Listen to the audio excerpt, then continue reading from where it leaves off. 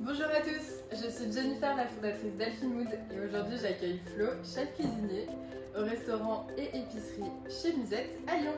Alors on va faire une recette froide à base de tomates, de nectarines de pêche qu'on va condimenter avec une mozzarella, du basilic et un petit peu d'oignon nouveau. Alors, par quoi va-t-on commencer? On va commencer par la découpe des tomates. Alors, donc là tu as choisi des tomates Ok. cœur de bœuf. Exactement, une grosse tomate cœur de bœuf. Alors pour reconnaître la cœur de bœuf, c'est tout simple, hein. La tomate ressemble à un cœur. Il faut qu'elle ait cette forme pointue au bout, sinon c'est une tomate classique qui est juste vendue en cœur de bœuf, mais c'est pas une vraie cœur de bœuf. Et du coup les jaunes c'est aussi des cœurs de bœuf? Non, c'est des tomates ananas. C'est un tout petit peu plus sucré et c'est un hybride pareil d'une tomate qu'ils ont jumelé avec un ananas tout simplement. Très bien. Donc je On me va lance aussi- sur la découpe. On va prendre aussi des petites, on va utiliser aussi des petites tomates cerises, donc des petites tomates oranges.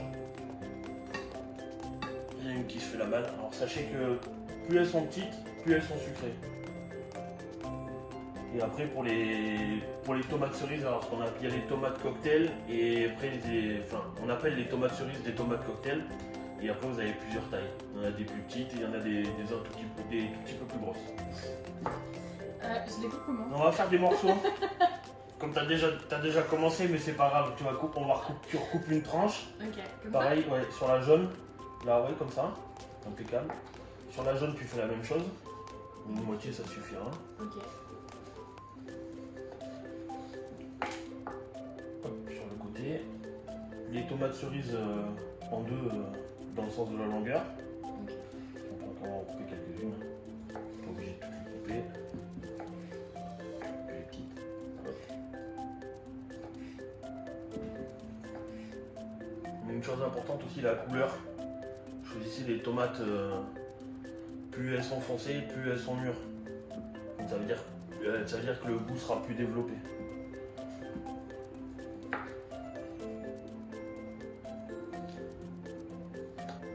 On va mettre les tomates dans l'assiette creuse. Toutes? Ouais, toutes. On va passer aux fruits.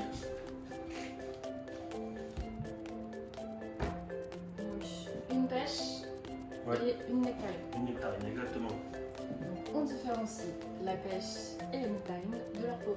Exactement. Il y en a une qui a la police et l'autre elle est un peu plus. Comment dire Douce. Ouais, ouais, c'est plutôt du velours. Voilà.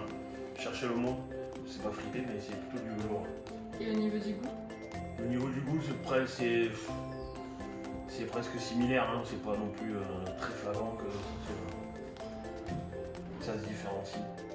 Pour couper, on va prendre pareil la moitié. Ok. Donc tu passes à côté du noyau, là tu es au milieu, voilà, sur le côté. Là tu vois, tu le sens. C'est pas grave. Voilà, Parfait. impeccable.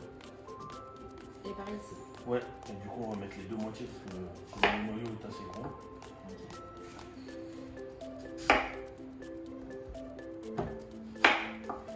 Tu fais des tranches du coup. Des tranches. Ouais, comme ça, voilà.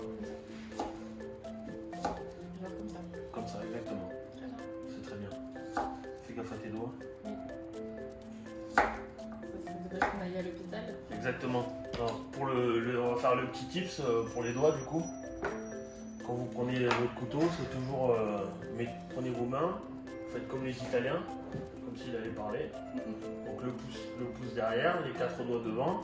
Vous prenez votre couteau et normalement le couteau il Ah oui. il servait fait de la se phalange passer là pour couper et normalement il vous arrive rien. Du coup, on va mélanger les fruits avec les tomates. Alors, le sel est ici. Et oui, nous n'avons pas de C'est poivre. vrai, c'est pas grave, on fera avec. Donc on va saler.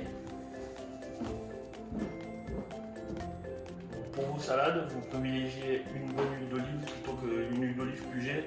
La Puget c'est plus pour faire des cuissons.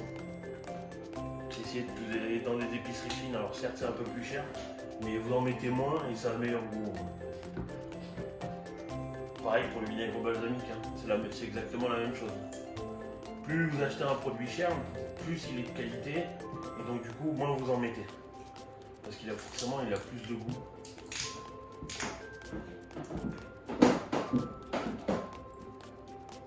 Donc du coup, Touille, chef, touille. voilà, du coup on va remuer nos fruits et nos tomates. Comme le vinaigre et le sel, ça va faire confire un tout petit peu les tomates. Donc les tomates vont rendre un peu leur eau. Et du coup ça va se rajouter à la vinaigrette. C'est important de le laisser 3-4 minutes.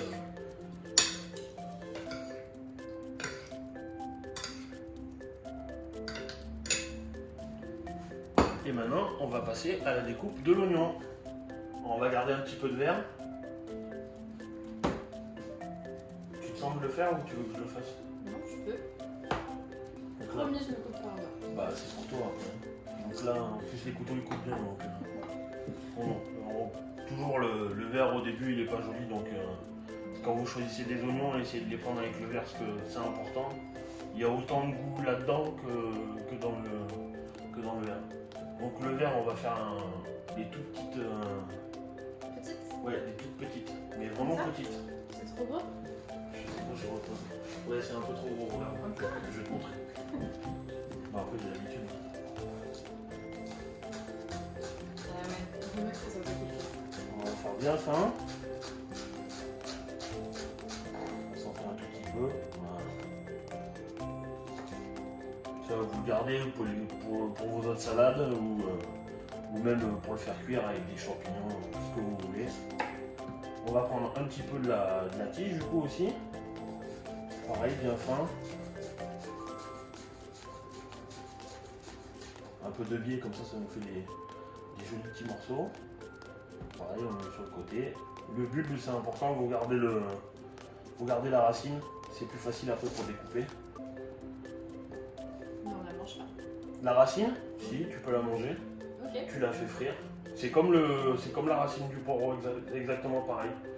Tu découpes les filaments et après, si tu as une friteuse, c'est l'idéal, mais sinon, dans une poêle avec un petit peu d'huile au fond, tu les nettoies bien quand même avant et après, tu peux du coup, ça te fait un petit croustillant pour mettre dans une salade, sur une soupe, sur un plat, n'importe. Et pareil, on va faire des morceaux fins. On va mettre sur notre salade.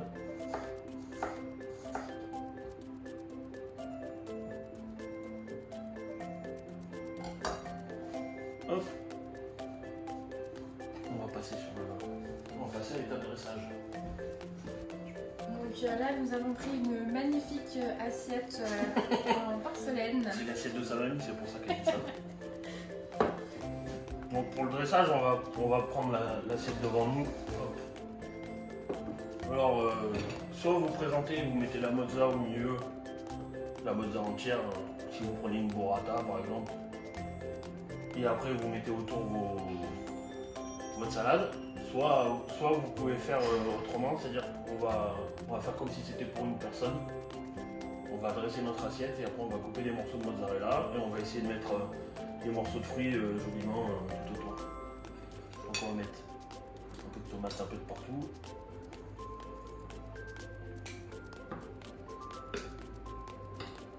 Et du coup, pourquoi avoir gardé des gros morceaux de tomates? Parce que du coup, quand on met le vinaigre et le sel, comme ça attaque un tout petit peu la tomate et que ça la rend un peu molle, si vous coupez des trop petits morceaux, en fait ça fait de la pâtée, ça fait de la bouillie.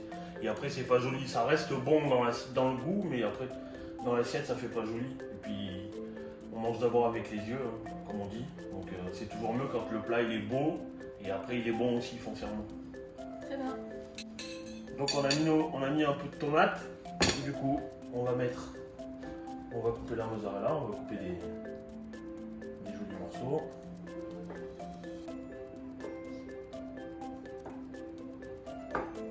On va placer un peu partout. Hop.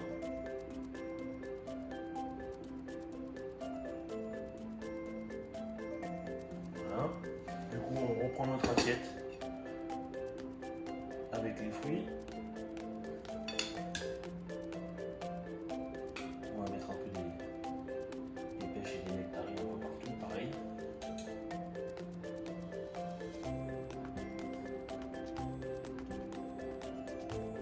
parler Da Vinci, hein, qui est en vous, hein, Picasso, tout ça.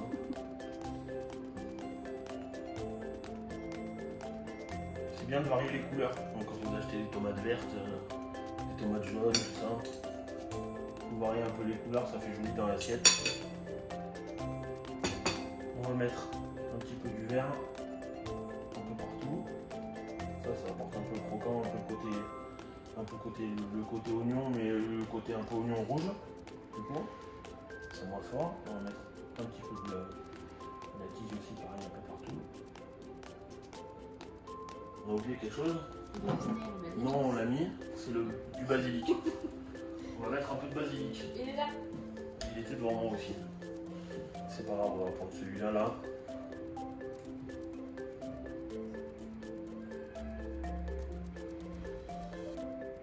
Ils sont super bons. Hop. Comme ça. Alors le basilic. Tu sais comment on coupe du basilic? On le roule et on le coupe comme ça. Exactement. Tu es forte, hein? L'important, faites-le au dernier moment, hein, parce que le basilic s'oxyde sinon. Il devient noir.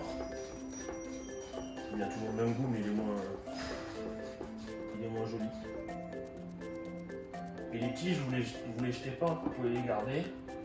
Et pareil, vous en servez, vous mettez dans de l'eau quand vous allez cuire les pâtes et ça va parfumer les pâtes. Hop, on va mettre un peu de basilic un peu partout. Et voilà.